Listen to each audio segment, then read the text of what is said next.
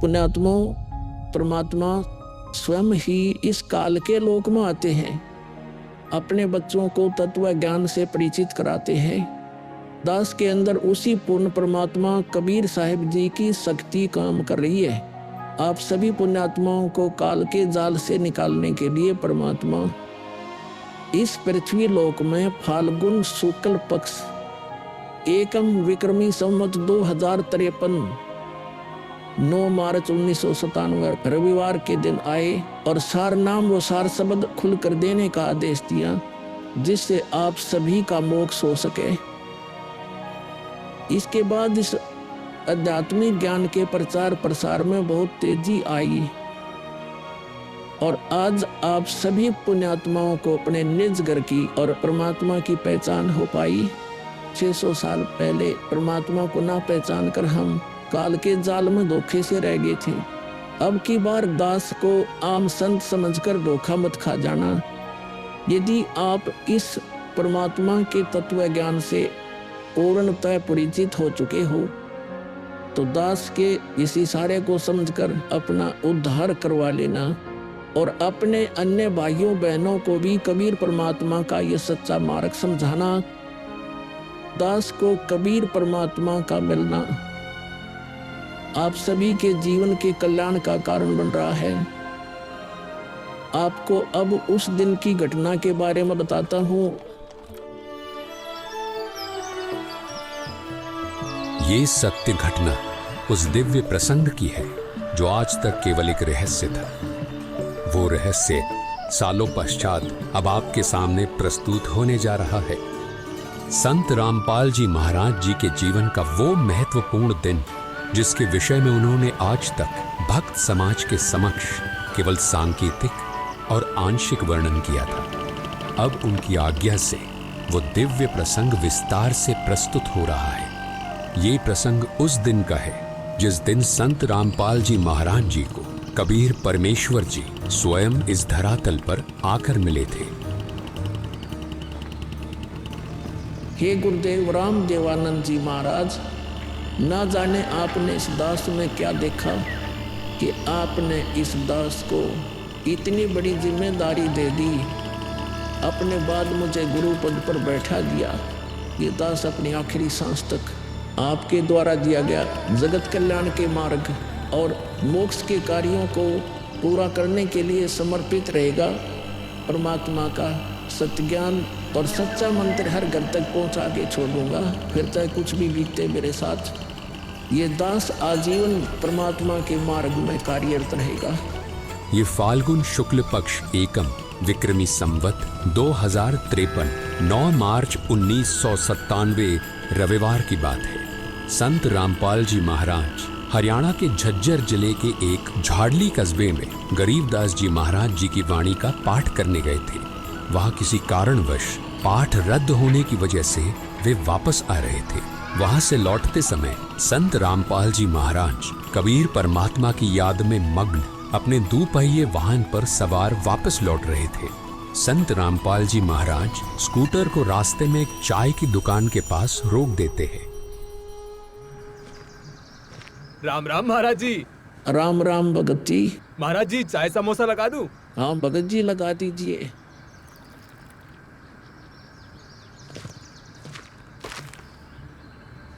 इस भोले भगत को भी परमात्मा का तत्व ज्ञान समझाना चाहिए। भगत जी, कबीर परमात्मा की भक्ति करनी चाहिए। मनुष्य जीवन हमें सिर्फ इसीलिए मिलता है। मानुष जन्म दुर्लभ है ये नलन बोरे, जैसे तरवर से पत्ता टूट गिरे वो बोर न लगता ढारी। भगत जी, इस काल लोक का कोई भरोसा नहीं है, न जाने कब किस पर क्या बिजली गिर जाए। इसलिए कहता हूँ आपको कि कबीर परमात्मा से जुड़ जाओ, नाम दीक्षा लेकर अपना कल्याण करवा लो। वो कबीर परमात्मा यह भी आपकी और आपके परिवार की रक्षा करेगा और मृत्यु के बाद सीधा मोक्ष को प्राप्त कर जाओगे। ठीक कहते हो महाराज जी। हे कबीर परमात्मा, ऐसे गंदे लोक में जहाँ आदमी की जिंदगी का पल का भरोसा नहीं, व्यक्ति यहाँ जी कैसे रहा है, ना जाने कब क्या हो जाए, कब कौन सी बीमारी हो जाए, कब दुर्घटना हो जाए, कब कोई संसारिक आपदा आ जाए। दाता आपकी भक्ति के बिना यहाँ किसी को ना सुख मिल सकता है और न ही मोक्ष। ये बात ये बोले जीव कब समझेंगे, आखिर ये अज्ञान अंधेरा कब दूर होगा दाता, आप ही दया करेंगे कबीर परमेश्वर।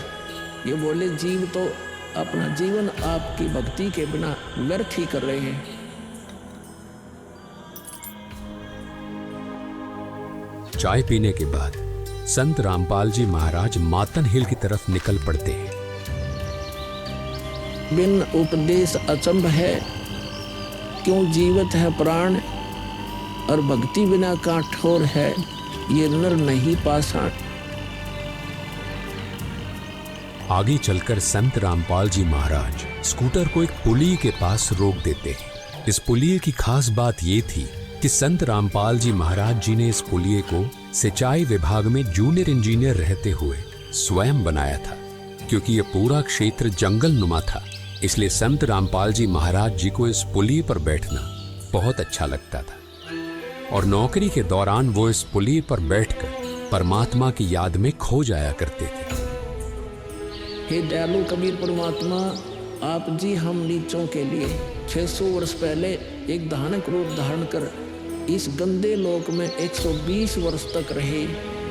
आप जी को गर्म तेल के कढ़ाई में डाला गया, खूनी हाथी से मरवाने की कोशिश की गई, दरिया में डुबोकर मारने की कोशिश की गई। आप जी को बदनाम करने हेतु झूठी चिट्ठी डाली गई।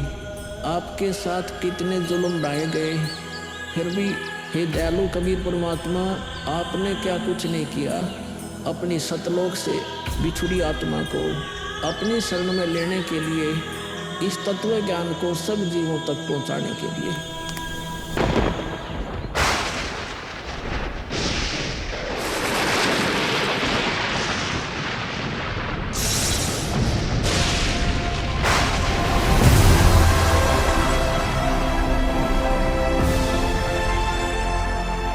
साहेब कबीर आजा आत्मा तोए पुकारती, तेरे हाथ में चाबी हो सतगुरु सतलोक द्वार की।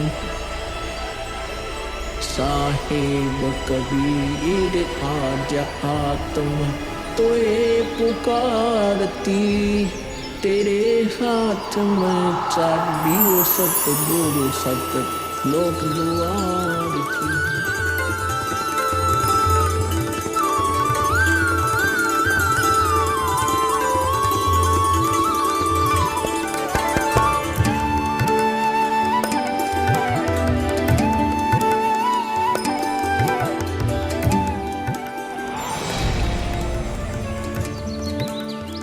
राम राम भगत जी। राम राम। आओ भगत जी बैठिए, खड़े क्यों हो?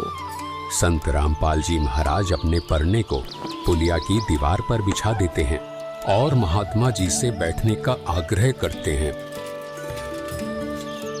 कहाँ से आए हो बेटा, क्या करते हो? भगत जी, वैसे तो मेरा गांव धनाना है, जिला सोनीपत में पड़ता है। अब एक छोटा सा मकान बनाकर रोहतक में रहता हूँ। जूनियर इंजीनियर था, लेकिन अब नौकरी छोड़ दी है। बेटा, तेरे धनाना और रोहतक वाले घर के बारे में तो मैं अच्छी तरह से जानता हूँ और यह भी जानता हूँ कि तेरे 2 पुत्र और 2 पुत्री हैं। मैं तो यह पूछ रहा था कि इस जन्म से पहले तेरा घर कहाँ था? अरे, इन महात्मा जी को मेरे बारे में इतना कैसे पता है? महात्मा जी, जन्म से पहले हम सतलोक में थे, वही हमारा घर था। लगता है ये भगत जी राधा स्वामी पंथ के अनुयायी हैं। इनको सत्य का ज्ञान कराना चाहिए। मेरे गुरुजी स्वामी रामदेवानंद जी हैं। मेरे भगवान कबीर देव जी सृष्टि के रचनहार हैं, वही सतपुरुष है। कुछ पंथ वाले सतलोक के विषय में तो बताते हैं, लेकिन वे सतपुरुष को निराकार बताते हैं, जो कि बिल्कुल झूठ है।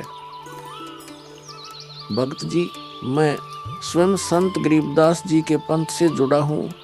संत गरीबदास जी गांव छुड़ानी, जिला झज्जर वाले थे और उनको 10 वर्ष की उम्र में कबीर परमात्मा जी जिंदा महात्मा के रूप में मिले थे। उसके बाद कबीर परमात्मा जी गरीबदास जी की आत्मा को अपने साथ सतलोक ले गए थे और वहाँ की सारी व्यवस्था दिखाकर उन्हें इस धरती पर वापस छोड़ा था। फिर उन्हीं बालक गरीबदास ने सतलोक के बारे में बताया कि ऊपर सतलोक है, वहाँ सारी सुख सुविधा उपलब्ध हैं, सदाबहार बाग हैं, नर नारी की सृष्टि है।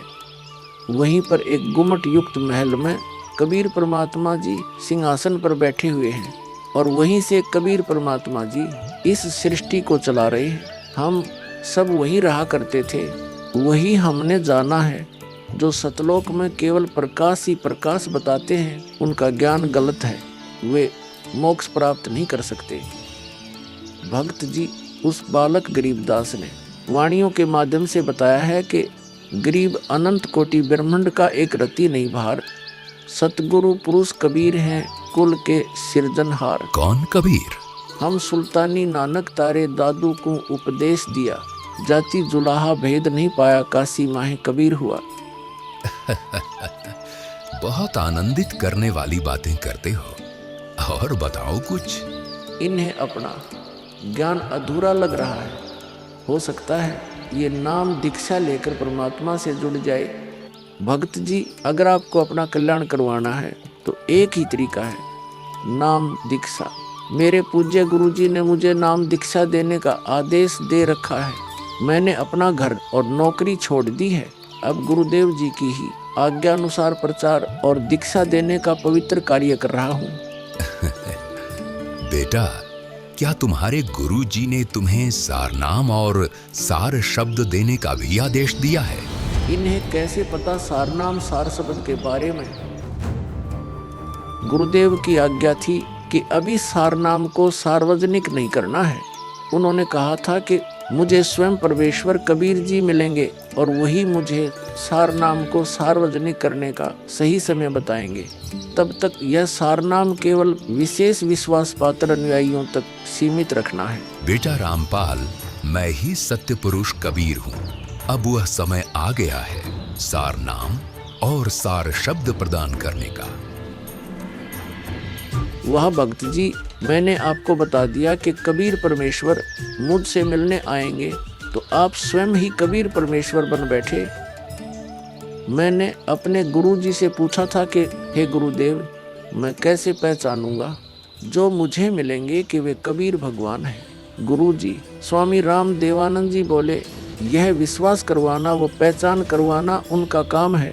तभी तो मैं बता रहा हूँ, मैं ही सत्य पुरुष कबीर हूँ। कबीर परमेश्वर जी सबको जिंदा बाबा के वेश में मिले। आप तो जिंदा बाबा वाले वेश में नहीं हो। जिंदा महात्मा तो मुसलमान साधु होते हैं। मुसलमान धर्म तो अभी 1500 साल पहले ही बना है। मेरा असली वेश तो यही है जिस रूप में मैं तुम्हारे सामने खड़ा हूँ। रामपाल, तुम मेरी परम हंस आत्मा हो। जगत कल्याण के लिए मैंने ही तुझे भेजा है। अब सही समय आ गया है सार नाम और सार शब्द देने का। मैं कभी सिर पर मुकुट, कभी पगड़ी, कभी टोपी धारण कर लेता हूँ। चारों युगों में आता हूँ। सतयुग में सत सुकृत नाम से, त्रेता युग में मुनींद्र नाम से, द्वापर युग में करुणामय नाम से और कलयुग में अपने वास्तविक नाम कबीर देव यानी कबीर नाम से आता हूँ और तेरे जैसी हंस आत्माओं से मिलकर उनका भ्रम दूर करता हूँ। लेकिन अगर तुझे केवल जिंदा महात्मा के रूप में विश्वास है तो मैं तुझे अपना वो रूप भी दिखा देता हूँ। ये देख।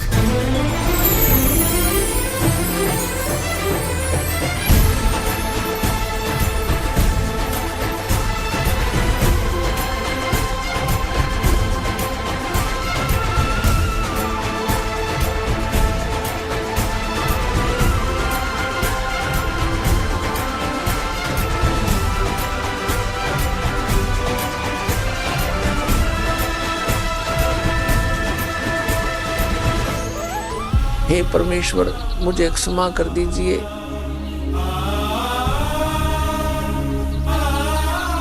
मुझसे अनजाने में गलती होगी।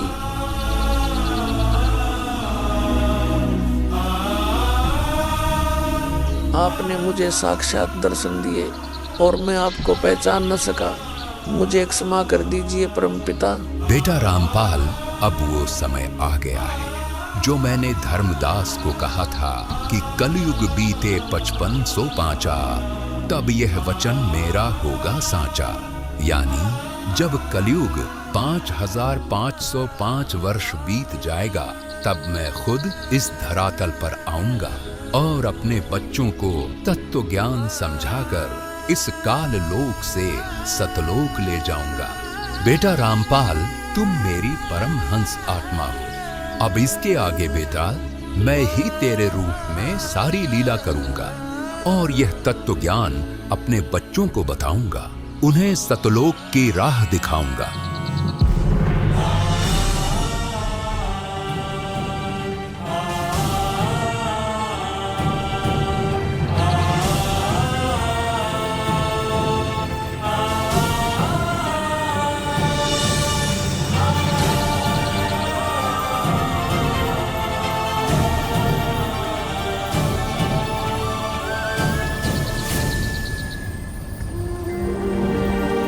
इस प्रकार कबीर परमात्मा संत रामपाल जी महाराज जी को सह शरीर सतलोक भेज देते हैं और अपनी लीला को आगे बढ़ाते हैं। गवी ख्यालवी साल सतगुरु अतल दिगंबर धीर भक्ति हेत काया घर आए अवगत सहत कबीर। भक्ति हेत काया घर आए अवगत सहत कबीर। अमर करूं सतलोक पठाऊं तात गंजी छोड़ कहाऊं।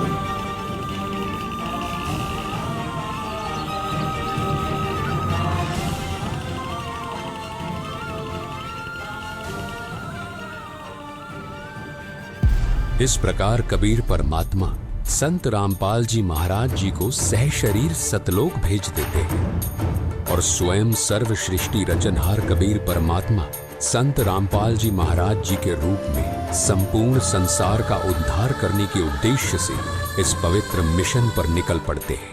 संत रामपाल जी महाराज जी के रूप में कबीर परमात्मा स्वयं को छिपाए हुए हैं। उनके इस लीला को समझना आम जीव की समझ से बहुत दूर है। एक संत के स्वरूप में परमात्मा के अभिनय की ये अद्भुत सच्चाई भक्त समाज के लिए जानना बहुत जरूरी था। साक्षात कबीर परमात्मा के स्वरूप बंधी छोड़ सद्गुरु रामपाल जी भगवान की जय हो। अब बच्चों, ज्ञान पूरा आ चुका है और वो ठीक का समय आ गया है। गुरु पूरा, ज्ञान पूरा, भगवान पूरा, सब ही नारी नर शुद्ध तक जब ठीक का दिन आवंत कपट चातुरी छोड़ के शरण कबीर गहनत होए। बच्चों, वो ठीक का दिन आ गए। चारों तरफ डंका बोल गया दाता का।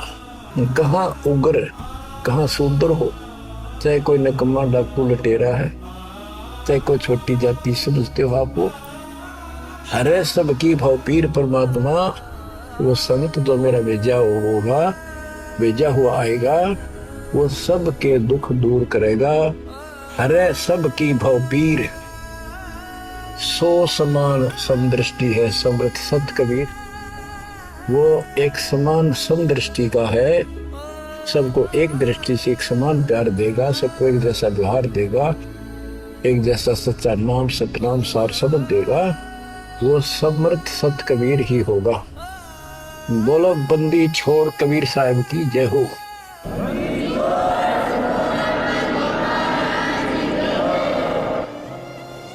आपके मोक्ष के लिए परमात्मा ने कसर नहीं छोड़ रखी। जो भी संभव व्यवस्था है वो सारी कर दी है। बच्चों, तुम भी दया करियो, रहम करियो उस परम पिता पे। बच्चों, आने वाली पीढ़ियां आपको भी याद करा करेंगी, जब तक चांद सूरज रहेंगे आपका नाम रहेगा कि हमारे कौन माता पिता, कौन दादा परदादा दादी इसे अमृत ज्ञान को हमारे पूर्व में लाए थे। आने वाली पीढ़ियों के उद्धार के लिए तुम जिम्मेवार हो, कुर्बान हो जाओ। पहचान लो उस परम पिता को और पहचान लो अपने गुरुदेव को। परमात्मा आपको मोक्ष दे, आपको सद्बुद्धि देकर रखे, आपको भगवान की याद बनी रहे, सतलोक याद रहे, काल का कष्ट भी याद रहे, यहाँ भी सुखी रहो, सतलोक में सदा सुखी हो जाओ। ये दास का आशीर्वाद है। सत साहिब।